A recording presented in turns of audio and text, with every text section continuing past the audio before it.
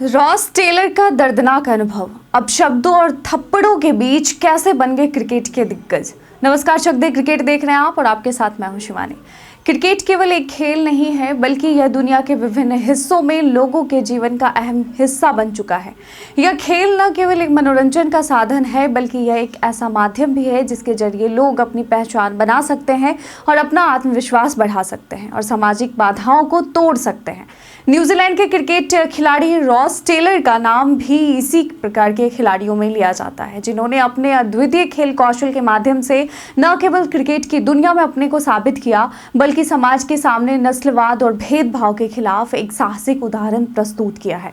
तो Ross Taylor का सफर उनके व्यक्तिगत संघर्षों, उनकी खेल की यात्रा और उनके समाज में किए गए योगदान की गाथा है। इस वीडियो में हम रॉस टेलर के जीवन के विभिन्न पहलुओं को विस्तार से समझेंगे, जिसमें उनका क्रिकेट करियर, नस्लवाद का सामना करना, आईपीएल फ्रेंचाइजी का उन्हें थप्पड़ मारना, उनके संघर्ष और उनके योगदान को शामिल करेंगे और एक पन्ना होगा उनके द्वारा लिखी गई किताब Ross Taylor Black and White से। रॉस टेलर का जन्म 8 मार्च 1984 को न्यूजीलैंड के वेलिंगटन स्थित लोअर हट में हुआ था। उनके पिता नील टेलर न्यूजीलैंड के मास्टरटन शहर से थे, जबकि उनकी मां नुपू लोटे टेलर सामोआ की मूल निवासी थी। यह मिश्रित उत्पत्ति रॉस टेलर की पहचान का एक महत्वपूर्ण हिस्सा बनी और इसने उनके जीवन की राह को काफ़ी हद तक प्रभावित किया। रॉस के माता पिता ने उन्हें शुरू से ही अपनी जड़ें और संस्कृति को समझने के लिए प्रेरित किया और यही वजह थी कि रॉस टेलर ने क्रिकेट को अपनी जिंदगी का हिस्सा बनाया। रॉस टेलर ने शुरुआत में सामोआ के पारंपरिक खेल किलिकी को खेला, लेकिन बाद में उनके पिता ने उन्हें क्रिकेट में रुचि लेने के लिए प्रेरित किया। रॉस टेलर ने अपनी क्रिकेट यात्रा की शुरुआत स्कूल क्रिकेट से की और जल्द ही उनकी प्रतिभा को पहचान लिया गया। डोमेस्टिक क्रिकेट में उनकी सफलता के बाद उन्होंने न्यूजीलैंड की राष्ट्रीय टीम में कदम रखा। रॉस टेलर ने 2006 में वेस्टइंडीज के खिलाफ अंतर्राष्ट्रीय क्रिकेट में पदार्पण किया था। उनका पहला मैच न्यूजीलैंड के लिए एक दिवसीय था। हालांकि शुरुआत में उन्हें ज़्यादा सफलता नहीं मिली, लेकिन जल्द ही उनकी क्रिकेटिंग प्रतिभा ने उन्हें राष्ट्रीय टीम में एक महत्वपूर्ण स्थान दिलवाया। उनका अंदाज खास था, उनके शॉट्स की तकनीक और उनके खेलने का तरीका, खासकर लेग साइड में उनकी खेलने की क्षमता ने उन्हें एक विशेष पहचान दिलाई। उनकी बल्लेबाजी में स्थिरता और आक्रामकता दोनों ही गुण थे जो उन्हें अन्य बल्लेबाजों से अलग करते थे। रॉस टेलर की बल्लेबाजी तकनीक में यह खास बात थी कि वह किसी भी स्थिति में अपनी टीम को संभाल सकते थे, चाहे उनका टीम दबाव में हो या खेल के अंत में कुछ रन बनाने की जरूरत हो। रॉस टेलर हमेशा अपनी टीम को नेतृत्व प्रदान करते थे। इसके अलावा वह किसी भी पिच पर खेल सकते थे, चाहे वह तेज पिच हो या धीमी। उनकी बैटिंग, स्ट्राइक रेट और शॉट सिलेक्शन उन्हें एक प्रभावशाली खिलाड़ी बनाते थे। रॉस टेलर का क्रिकेट करियर केवल खेल से संबंधित नहीं था, उनका जीवन एक संघर्ष की कहानी भी है, क्योंकि वे एक मिश्रित जाति से ताल्लुक रखते थे। उनकी मां सामोआ की थी और उनका पालन पोषण एक ऐसे समाज में हुआ था जहां नस्लीय भेदभाव एक आम समस्या थी। न्यूजीलैंड के क्रिकेट में आमतौर पर सफ़ेद नस्ल के खिलाड़ी ही अधिक संख्या में थे और रॉस टेलर जैसी मिश्रित नस्ल के खिलाड़ी को शुरुआत में समाज और मीडिया में पर्याप्त समर्थन नहीं मिला।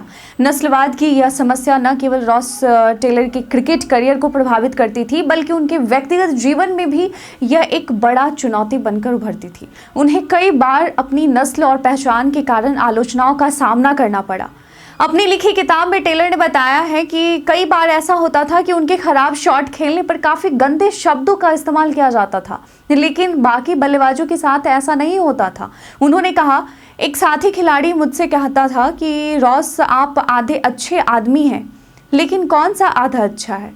आप नहीं जानते कि मैं क्या कह रहा हूँ। मैं जानता था। उन्होंने कहा कि अन्य खिलाड़ी भी ऐसा करते थे।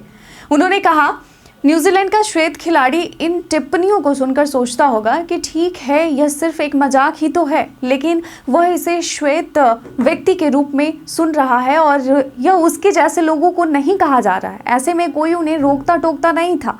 जिम्मेदारी उस पर थी जिस पर निशाना साधा जा रहा था। कभी कभी लगता था मुद्दा उठाना चाहिए, लेकिन इस बात की चिंता होती थी कि आप एक बड़ी समस्या पैदा करेंगे या रेस कार्ड खेलने का आरोप लगाया जाएगा। इसे नज़रअंदाज करना आसान था, लेकिन क्या ऐसा करना सही है? ऐसा रॉस टेलर का कहना है।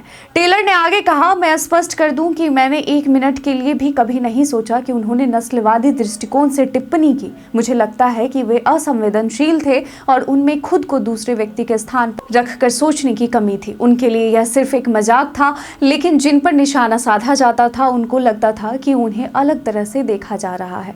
टेलर ऐसा महसूस करते थे। टेलर की आत्मकथा के मुताबिक किंग्स 11 पंजाब के खिलाफ मोहाली में खेले गए एक मैच के बाद उन्हें चाटा मारा गया था। इस मैच में वह 0 पर आउट हुए थे। हालांकि टेलर ने फ्रेंचाइजी के मालिक का नाम नहीं बताया जिसने उनके साथ हाथापाई की थी। टेलर ने लिखा, 195 रन का पीछा करना था, मैं 0 पर LBW आउट हो गया और हम करीब नहीं पहुंच पाए। बाद में टीम सपोर्ट स्टाफ और मैनेजमेंट होटल की सबसे ऊपरी मंजिल पर बार में थे। लीज हर्ले वहां शेन वॉर्न के साथ थी। इसी दौरान राजस्थान रॉयल्स के मालिकों में से एक ने मुझसे कहा, रॉस, हमने डक पर आउट होने के लिए तुम्हें $1 मिलियन का भुगतान नहीं किया है, और मेरे चेहरे पर 3 या 4 बार थप्पड़ मारे। वह हंस रहा था। भले ही वह झापड़ जोर से नहीं मारे गए थे, लेकिन मुझे यकीन नहीं है कि यह पूरी तरह से नाटक था। मैं इसे मुद्दा नहीं बनाऊंगा, लेकिन मैं कई पेशेवर खेल परिवेशों में ऐसा होने की कल्पना नहीं कर सकता। इस सब के बावजूद रॉस टेलर ने कभी हार नहीं मानी। उन्होंने अपनी पहचान को गर्व के साथ अपनाया और खेल में अपनी जगह बनाई। टेलर ने हमेशा इसे अपने आत्मविश्वास और खेल के प्रति समर्पण के रूप में देखा, और इसने उन्हें अपने विरोधियों को, आलोचकों को जवाब देने का अवसर दिया। रॉस टेलर का क्रिकेट करियर केवल व्यक्तिगत उपलब्धियों से भरा हुआ नहीं था, बल्कि टीम के लिए उनके योगदान ने न्यूजीलैंड को कई बड़ी जीत दिलाई। 2011 में रॉस टेलर को न्यूजीलैंड क्रिकेट टीम का कप्तान बनाया गया। उनकी कप्तानी में न्यूजीलैंड ने कई महत्वपूर्ण मैचों में सफलता प्राप्त की। उनकी कप्तानी में टीम ने अपनी आक्रामकता और संघर्ष को दिखाया, और उन्होंने टीम के लिए कई कठिन परिस्थितियों में अहम रन बनाकर टीम को जीत दिलाई। उनकी कप्तानी में न्यूजीलैंड ने 2011 विश्व कप में महत्वपूर्ण प्रदर्शन किया, और 2015 विश्व कप में भी वे टीम के अहम सदस्य रहे। हालांकि 2015 में उनके साथ कप्तानी का पद छोड़ने का निर्णय लिया गया, लेकिन उनकी कड़ी मेहनत और नेतृत्व की गुणवत्ता हमेशा याद रखी जाएगी। रॉस टेलर न्यूजीलैंड के लिए टेस्ट और वनडे क्रिकेट में सबसे ज्यादा रन बनाने वाले खिलाड़ी हैं। टेस्ट क्रिकेट में रॉस टेलर ने 112 मैचों में 7,683 रन बनाए हैं। वहीं वनडे क्रिकेट में रॉस टेलर ने 236 मैचों में 8,607 रन बनाए हैं। रॉस टेलर ने अंतर्राष्ट्रीय क्रिकेट में 40 शतक लगाए हैं, जो न्यूजीलैंड के किसी भी खिलाड़ी द्वारा बनाए गए सबसे ज्यादा शतक हैं। रॉस टेलर ने टेस्ट क्रिकेट में 19 शतक लगाए हैं, जो न्यूजीलैंड के दूसरे सबसे ज्यादा टेस्ट शतक लगाने वाले खिलाड़ी हैं। रॉस टेलर ने वनडे क्रिकेट में 21 शतक लगाए हैं, जो न्यूजीलैंड के लिए वनडे क्रिकेट में सबसे ज्यादा शतक है।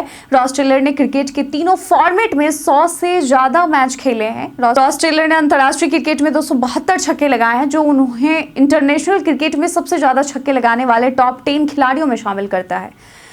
रॉस टेलर ने न केवल क्रिकेट के मैदान पर बल्कि समाज में भी अपना महत्वपूर्ण योगदान दिया। उन्होंने अपने संघर्ष के दौरान यह समझा कि केवल खेल की सफलता ही मायने नहीं रखती, बल्कि सामाजिक जिम्मेदारी भी किसी खिलाड़ी का अहम हिस्सा होती है। उनके क्रिकेट करियर और सामाजिक योगदान ने उन्हें न केवल न्यूजीलैंड बल्कि पूरी दुनिया में एक आदर्श बना दिया।